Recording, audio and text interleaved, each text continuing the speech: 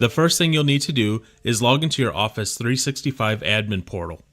Upon successfully logging in, select Setup, then Domains. Click on Add Domain to bring up the Add a Domain dialog.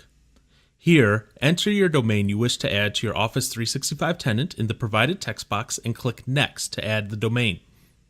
In the Verify Domain screen, select Add a TXT record instead and click Next.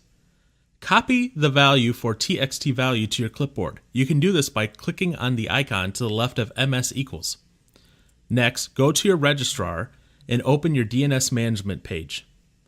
You will need to add a TXT record to your DNS to validate you own the domain. Click on TXT, enter in the @ symbol for your host, and paste in the value you copied to your clipboard under TXT value.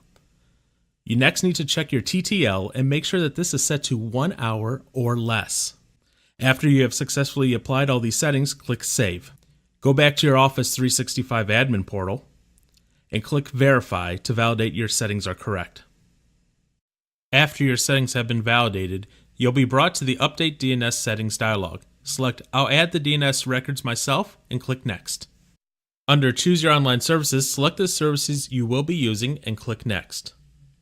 On the Update DNS Settings page, this will have all the settings that need to be added to your registrar. Select Export Options, Download CSV file, and save the file, then open it.